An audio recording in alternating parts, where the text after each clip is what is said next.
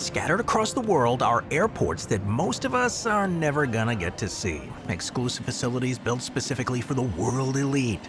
From secret government airstrips to private luxury terminals, these hidden airports offer unmatched privacy and convenience for VIPs. Here's 15 amazing hidden airports built for VIPs only. Starting with number 15. The Cannes International Film Festival attracts thousands of people every year. Most get there by flying into the nearby city of Nice. But if you're a celeb with a private jet, you can instead opt for the Cannes Mandalou Airport. It's open only to private air traffic. This airport provides luxury services to those who visit, with this including road and air travel to nearby resort towns and ski resorts, and spaces for the business meetings and events. Number 14. The JetX Terminal in Dubai. So when it comes to luxury, you can't get much better than the JetX Terminal in Dubai. Now, while JetX has terminals around the world, its FBO terminal at Al Maktoum International Airport is truly top tier. Widely considered to be the best private terminal in the UAE, it allows for those with private aircraft to use hangar space and make use of fully equipped business centers, boardrooms, innovative sleeping pods, and of all things, the world's largest fleet of airport Rolls-Royces. Walla-di-da. Number 13. Geneva Airport Terminal Number 3. So while Geneva Airport is pretty large and busy, things get a bit quieter at the Terminal 3. That's because this terminal is a hub for private charter jet companies. Also known as fixed-based operators, there are a total of 5 at the airport, and they offer an array of services such as VIP lounges, private immigration, and customs screening. This in turn makes this airport a favorite of diplomats and executives looking to take advantage of all that Switzerland has to offer. Number 12. Gstaad Sannan. The Swiss Alps. It's known for its ski culture, of course, and Gstaad Sannan is a favorite of those looking to access the region's best resorts. The airport traces its history back to World War II, where it first served as the strip of grass for military planes. Well, in years since, the airport's undergone a number of changes and has evolved from a military base to an airport that's now completely private. It offers everything from aircraft maintenance to heliski services, making it the perfect pit stop for the ultra-wealthy. Number 11. Incheon's celebrity-only entrance. So in recent years, elitism has become increasingly out of style, and Incheon Airport is one place where this sentiment has become apparent. You see, in September of 2024, the airport announced that celebrities would be able to use their own hidden entrance. The idea was that this would protect them from throngs of fans. Almost immediately, the plan received some backlash, as many saw this entrance as an unearned handout to the ultra-wealthy. As a result, the airport scrapped the entrance idea just one day before it was set to open. Good, let them walk in like everybody else. Number 10. Teterboro Airport. While most people visiting New York come in and out of LaGuardia Airport, Teterboro Airport is reserved for those with some deep pockets. That's because Teterboro doesn't accept any commercial air traffic. Instead, all of its resources are dedicated to private and business aviation. It didn't always used to be that way. When Teterboro Airport opened in 1917, it was the only airport in the area. In its day, it served many purposes. At first, it was an aircraft manufacturing center, and later it served as a base of operations for an aircraft designer. Once World War II came around, though, it was used by the U.S. Air Force, and in the post-war period, it served several commercial airlines. This commercial service, though, came to an end in 1977. In that year, aircraft heavier than 45 metric tons were banned from taking off from Teterboro, essentially shutting down commercial service. In 2003, U.S. Congressman Steve Rothman helped authorize a federal bill codifying the ban, and ever since, commercial air traffic has been strictly off-limits. Nowadays, though, Teterboro serves as the prime airport for celebrities coming to New York. In total, there are 19 hangars on the property. Some serve as pilot lounges, others as guest facilities, and others as bases of operations for fixed-based operators. While these companies handle aircraft fueling, parking, maintenance, baggage handling, and other related services, making it easy for the wealthy and powerful to fly in and out of the city.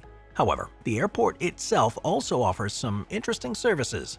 Perhaps the most useful are private jet rentals. Offering jets of all sizes, this service ensures that you and your people can enjoy the luxury of one of these jets without having the burden of owning and maintaining one. In addition to these rentals, the airport also has air cargo services and air ambulances on site. So no matter what your needs are, I think I'm pretty confident that Teterboro will effectively meet all of them. Number 9. Fatal VIP Terminal. So, if you've ever been to Jerusalem, then you know that Ben Gurion International Airport can be a nightmare to get through. It's infamous for its long lines, and it can often take hours to clear security. However, Fatal VIP Terminal makes a lot of that stress a thing of the past. Launched in 2019, this private terminal cuts wait times by upwards of 1 hour. Now, if you're an arriving passenger, the services provides limousines, transfers to and from the plane, and ensure a discreet and smooth journey. Meanwhile, departing passengers are greeted at the terminal entrance by a personal steward. This steward manages all flight procedures, including security checks, passport control, and baggage handling. Once inside, travelers can access a wide range of amenities and services. The heart of the terminal is its elegant lounge. This is where guests can unwind in a calm, comfortable setting and enjoy complimentary Wi-Fi, magazines, books, light refreshments, and beverages. The culinary offerings at the terminal, which are overseen by top-tier chefs Michael Levy El-Halal and Sonia Cohen, are prepared on site. The dishes that the team makes here are nothing short of incredible and include challah French toast, asparagus and smoked salmon, and various other sandwiches. Well, if you're in the mood to shop, this terminal also has 2 premium duty-free shops filled with luxury goods.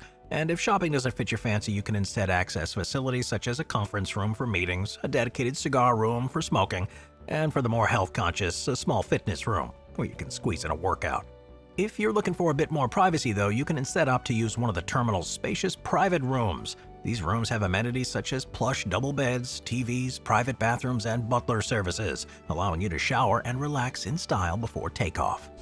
Now, the basic lounge service here starts at a price point between $260 and $490, depending on the number of guests. If you're looking for a private room, you'll have to shell out about $575 per person, and the amount of time you spend there leads to additional surcharges. Optional extras such as VIP handlers for large groups and baggage handling can be had for a price. And ultimately, it is because of all the time savings and amenities that the Fatal's expedited service is totally worth it in the eyes of many. Number 8. The Lufthansa First Class Terminal. If you're flying out of the German city of Frankfurt and you're looking for first-class comfort, you can't do much better than the Lufthansa First Class Terminal. That's because this private a la carte terminal allows you to move through the airport without having to really interact with anybody. The incredible treatment begins the moment you walk through the front doors of the terminal. As you enter, a personal assistant waits for you in the reception area, ready to take care of all your travel formalities swiftly and discreetly. Once everything is sorted, the assistant will then accompany you through security and take care of the check-in procedure for you. If you need some time to rest and unwind, you can enjoy one of 2 quiet rooms with day beds, 4 shower rooms, and a cigar lounge. If you've worked up an appetite, you can visit the wining and dining area. It's here that you can order a la carte cuisine, with the offerings including a bar that showcases over 130 different whiskeys. Yummy! And conveniently, if you're a busy business person who's on the go dealing with business, you can work in one of the terminal's discrete environments, which include 5 separate office units with complimentary services, Wi-Fi, phone connections, and even a fax machine. On the surface though, getting here is easy. All you gotta do is book a first-class flight on the same day with Lufthansa, Swiss, or Austrian Airlines. Your flight also must be within the allotted time. The terminal is open daily from 5:30 a.m. to 10 p.m. Now, while that may sound easy enough, all 3 of these airlines offer incredibly expensive first-class tickets. While that may be discouraging, those who are wise to the regulations use a workaround. One such workaround is to have status at one of the airlines. After all, top-tier HON Circle Elite members can use the terminal for any same-day departing flight on Lufthansa, Swiss, or Austrian, whether it's first class or not. Another smart workaround is to make use of the pass system. More specifically, first-class travelers are welcome to bring a traveling companion with them, so long as they're booked on the same departure flight. The kicker is that person doesn't need to have a first-class ticket. They can fly in economy and still access the lounge so long as you bring them in with you. That exception applies to life partners, spouses, and children under 18, making it a great way to bring more people into the lounge at a way cheaper rate. Moving on to number 7. Paris Le Bourget Airport. For many years, Paris Le Bourget Airport was the one-stop shop for air travel to Paris. Built in 1919, it was the city's only airport until the construction of Orly Airport in 1936, and in many ways it was incredibly exclusive. After all, at this point in time, commercial flights were reserved for the ultra-wealthy, making Paris-Le Bourget a perfect hub for Paris's wealthy elite and diplomats to travel from place to place. After all, it was the landing site for Charles Lindbergh's historic transatlantic crossing in 1927 in the spirit of St. Louis, and it was also the landing site of the second ever nonstop New York to Paris flight in 1937. However, despite its importance, it's a relatively small airport. As a result, French flagship carrier Air France transferred its operations over to Paris-Orly in 1952. The opening of the Charles de Gaulle Airport in 1974 served as a death knell, and in 1977 Le Bourget was closed to international airline traffic, and in 1980 it was closed to regional airline traffic. Well, this didn't end all flights though, because despite the closure to commercial airline traffic, the airport began to open its doors exclusively to private airplanes, making it the hub for the ultra-wealthy that it had been in its early years. It also began to upgrade its facilities. For example, since 1975, it's hosted France's National Air and Space Museum, and it now has multiple buildings to accommodate flight needs. This buildup has made it a fixture for some special events. After all, every 2 years it hosts the Paris Air Show. It is worth mentioning, though, that there hasn't always been smooth sailing, or should I say smooth flying, to and from the airport. That's because despite being relatively safe, the fact that it caters to private aircraft rather than commercial aircraft has led to the old airport having a fair number of accidents over the years.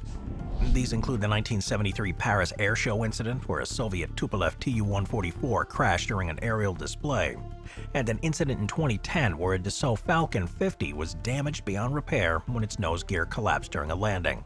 Yet despite those historic tragedies, Le Bourget continues to be a safe and popular Parisian landing spot to this very day. Number 6. Heathrow VIP. If you're flying into Heathrow and you want a first-class experience, look no farther than Heathrow VIP. This service has been around for the last 2 decades or so, and it's on offer to anyone flying in first or business class with any airline at the airport. Now, while this makes it pretty easy to qualify for, the service isn't cheap. At a price tag of around $4,000 for the full 3-person package, you'll have to shell out quite a bit to get a spot. However, to the ultra-wealthy, the service is worth it. For arriving flights, guests are greeted directly at the aircraft, either on the air bridge or at the foot of the steps, and transported to the VIP suite in a private chauffeur-driven car. The baggage team handles luggage, immigration, and customs procedures. They're swiftly managed, and the guest is then free to go, skipping virtually all airport wait times in the process. For departures, the traveler is met at a pre-arranged location and transferred directly to the airport in a luxury vehicle. Upon arrival, guests are escorted to the private suite, where check-in, baggage handling, and immigration are all taken care of, and when it's time to board, a chauffeur transports them directly to the aircraft, ensuring a comfortable boarding experience. Now, all this begs the question, what exactly do you get inside one of these departure suites? Well, first and foremost, you can enjoy the services of a private butler who can bring you everything from Dom Perignon to one of other several wines. This can be paired with a 3-course menu from a Michelin star chef Jason Atherton, making the experience pretty top-end. While your butler is fetching the champagne and canapes, you can enjoy the art, which comes from world-class artists such as Andy Warhol and Francis Bacon. Now, while all this happens, a personal flight liaison helps you with all of that pesky business of checking in and dealing with customs and security, making the process pretty seamless. However, even though the service is incredibly top tier, you'll have to give the airport some time to deliver. Heathrow recommends that you arrive 90 minutes before their flight, as this should, in theory, give you about 60 minutes to enjoy the lounge. Yet no matter how much time you spend here, I'm sure that Heathrow VIP will not disappoint. Number 5. LA's Private Suite. Los Angeles is a hotbed for actors, singers, and anyone and everyone in entertainment. It's because of this that anyone who is anyone flies in and out of Los Angeles International Airport with the help of the LA Private Suite. For departing flights, the process works as follows. First, you drive to an unmarked, unnamed warehouse outside the airport. Once you arrive, the security team takes pictures of your ID, your bags, and car, and at that point you're led to a private suite. Rather than focus on opulence, though, the idea of the suite is to make you as comfortable as possible. To that end, it looks like a fancy condo. It's equipped with a daybed, television, armchair, desk, and bathroom, and there's also tons of freebies, including snacks, toiletries, and more luxury offerings such as top-shelf wine and liquor. If you're hungry, the private suite is a menu of California cuisine, allowing you to eat fresh, high-quality food.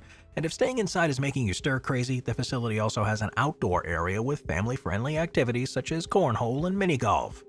It is worth noting that if you're not in need of a completely private affair, you can instead opt for the salon.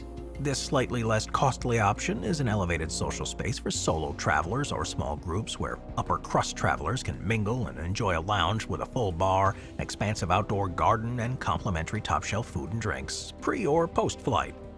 Once it's time for you to board your flight, Private Suite ensures that things go smoothly.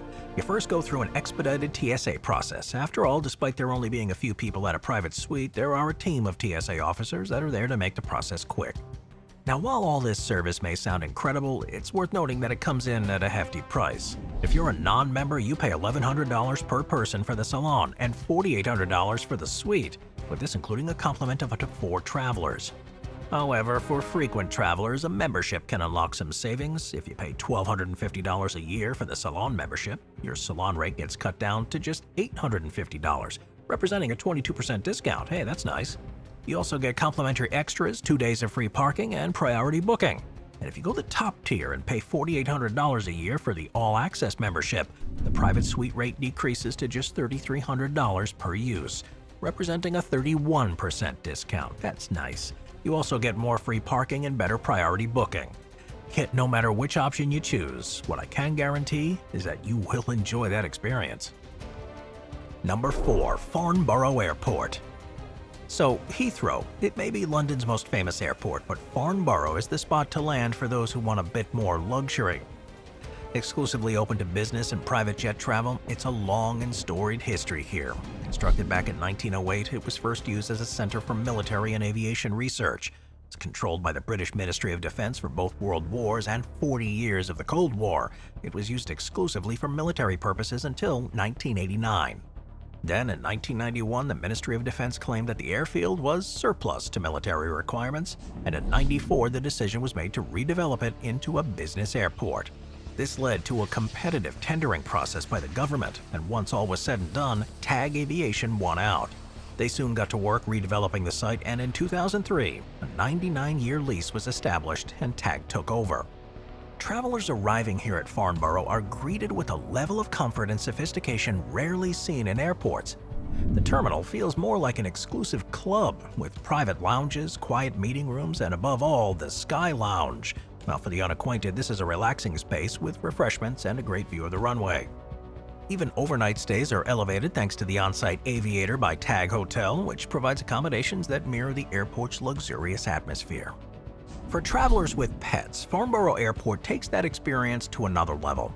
Through the Pet Travel Scheme, pets such as dogs, cats, and ferrets can travel into the UK without need for quarantine, provided they meet specific requirements. And while the requirements are pretty stringent, Farnborough has dedicated a pet travel support team that ensures animals get in and out without too much of a hassle. The airport is equipped to handle jets of all sizes, with 24/7 operations ensuring some flexibility for travelers. The airport can also support you on your journey after you land. That's because they offer discreet transfers via luxury vehicles or helicopters, ensuring a smooth connection to both London and other destinations. It's also worth mentioning that if you want to visit but don't have a private jet, well, you're in luck. That's because every 2 years the airport hosts the Farnborough International Air Show. Hosting over 100,000 visitors every time it runs, its scale is huge. During the latest one in July of 2024, it hosted 1,500 exhibitors from over 60 countries, all of whom showed 90 civil and military aircraft. This not only makes the show an incredible place for aviation enthusiasts, but it also maintains a link between Farnborough's past life as a research center and current life as a hub for high-class air travelers. Number 3. Courchevel Altaport. So out of all the entries on this list, the one that by far is the freakiest is Courchevel Altaport. That's because getting here is, to put it mildly, absolutely terrifying. Only designed to service helicopters and small airplanes, its landing strip is incredibly tiny. It comes in at just 537 meters in length and has a super steep gradient of 18%. Yet that is necessary because of its location in the Alps. It was built in 1962, and it serves the legendary Courchevel ski resort. For those of you who are not in the know, Courchevel is a favorite resort of the ultra-rich. After all, it's covered in five-star hotels and has been known to be a vacation destination for much of Europe's royalty. And while this high-altitude resort may be world-class, it's also incredibly dangerous to get to. Considered to be the 7th most dangerous airport in the world by the History Channel program Most Extreme Airports, it is beset on all sides by hills. When combined with its tiny approach, it's one of the few airports in the world that has a no-go-around procedure.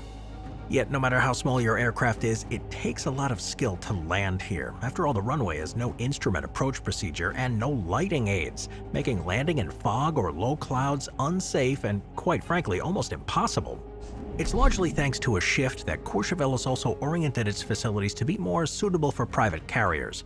The airport now includes a 10-space hangar, a single fire truck, a tractor for aircraft towing, and a refueling station.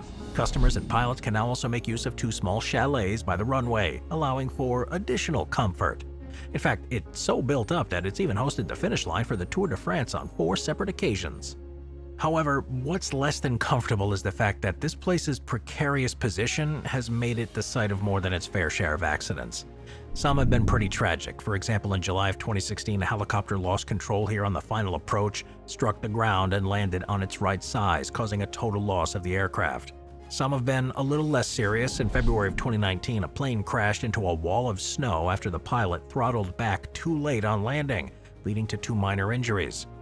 Even as recently as February of 2024, a plane crashed on landing as the aircraft overran onto a snow-covered embankment and had one of its wings torn off. This all means that while Courchevel may be a dream destination for many, a trip here is not without risk. Number 2. Joint Base Andrews. Most of us are never going to get to step foot in Joint Base Andrews. However, if you happen to be a major diplomat or maybe the President of the United States, you may get the opportunity to fly in and out of this incredible Air Force base. Joint Base Andrews has been around for a while. As far back as the Civil War, Union soldiers used a countryside church in the area as sleeping quarters, and in August of 1941, President Franklin D. Roosevelt decided to commission the land for use as an airfield. In September of '42, it was designated as Camp Springs Air Base.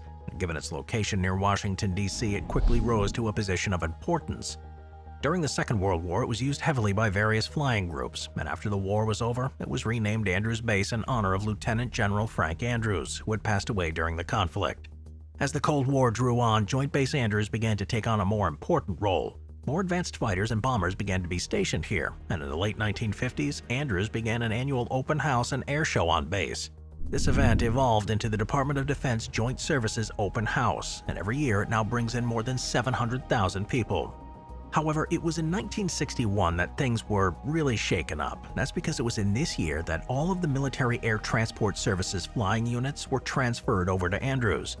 Then in July of 1961, the official presidential aircraft, which is known as Air Force One, was stationed there. Before '61, the presidential airplane had to be kept elsewhere, but it was thanks to this change that Andrews became firmly established as the main port of entry for foreign military and government officials en route to Washington and the United States. Yet, despite its status, it's worth mentioning that Joint Base Andrews is not completely impregnable. That's because in March of 2021, the airbase made headlines when an intruder managed to breach its walls. According to the Air Force's records, after driving through the Virginia Gate at Andrews, a man drove to the base exchange. Here, surveillance camera footage later showed he spent about an hour inside before returning to his car. His whereabouts for the next 4 hours could not be determined. However, there's some eyewitness testimony that suggests he slipped into the terminal unnoticed through a 45-centimeter gap in a security gate. According to military officials, it wasn't fully closed because of a quote-unquote malfunction. After entering the terminal, the man walked onto a C-40 aircraft, which was open as part of a communications training session. 2 aircrew members were aboard, yet despite this, the intruder walked to the back of the plane. While there, the airmen didn't tell him to leave, and he left on his own after a few minutes. At this point, he walked back down towards the security gate, at which point he was stopped and arrested. When asked about his motivations during questioning, he simply said that he wanted to see airplanes. Well, you'd think that that incident would be enough to convince the Air Force to beef up security, yet in March of 2022, 2 people in a stolen vehicle drove through a checkpoint shortly before Vice President Kamala Harris arrived there. Then about a year later, on February of 2023, another intruder managed to make it inside, where he got unauthorized access to a housing unit. So, while Joint Base Andrews may be trusted with a lot of important planes, it isn't quite as safe as the Air Force makes it out to be. Number 1. London Biggin Hill Airport. London is a top destination for business and private air travel, and Biggin Hill Airport plays an important role in facilitating to this clientele. Yet in the past, London Biggin Hill was not used by millionaires and socialites, but by soldiers. In 1916, the airport was created by the Royal Flying Corps for wireless experiments. By 1917, it became part of the London Air Defence Area, protecting the city from enemy aircraft during the heat of the First World War. After the war was over, it began to develop into a key site for radar experimentation and air defense. While this was fledgling technology at the time, it became important once World War II came around. For those of you who aren't history buffs like me, one of World War II's most important events was the Battle of Britain. This was the German attempt to destroy the British Air Force, and in an alternate history, perhaps they would have succeeded. However, Biggin Hill prevented that from happening by housing British warplanes such as Spitfires and Hurricanes. The Brits were able to successfully defend against the German attacks. As you might imagine, this made Biggin Hill public enemy number 1 in the eyes of the Germans. After all, once the Battle of Britain was over, the Germans continued to target Biggin Hill, bombing it 12 times between 1940 and 41.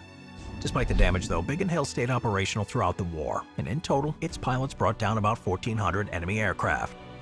Even after the war was over, Biggin Hill continued to serve a military purpose. It became the center for the Royal Air Force Transport Command, and later became a base for both regular and reserve fighter squadrons. And in 1958, Biggin Hill ceased to be an operational Air Force station, instead becoming the Royal Air Force Officer and Aircrew Selection Center. However, it soon became apparent that London needed another airport, and in 1959, Biggin Hill became a joint civilian and military airport. From this point forward, private jets became its main clientele, and over time, less and less military flying took place. In 1992, the Royal Air Force officially ended all operations at Biggin Hill, and now it serves as a strictly civilian purpose. For those looking to use the airport amenities, there's a lot to take advantage of. First and foremost, the airport provides private catering for your private jet, allowing you to have high-quality, customizable meals. And those who wish to stay overnight can take advantage of an on-site boutique hotel that includes 24-hour room service and a fitness suite. This airport also excels in customer-focused offerings such as customized in-flight catering, excellent hang garage services, and a full range of aircraft detailing services that include interior and exterior cleaning. However, if you don't have all the money to shuttle yourself about in a private jet, you can still visit Biggin Hill. That's because the airport is the site of the St. George's Royal Air Force Chapel of Remembrance. This chapel, which features full-size replicas of a Spitfire and Hurricane at its entrance, pays tribute to the 453 aircrew who gave their lives after taking off from Biggin Hill during the Second World War. This chapel is supplemented by the Biggin Hill Memorial Museum next door, which tells you stories of those who served there, with exhibits, personal accounts, and educational programs. As you might imagine, both of these are open to the public, allowing anyone to enjoy the airport grounds. Thanks for staying with me, guys. I'll see you next time. Thank you to our channel members.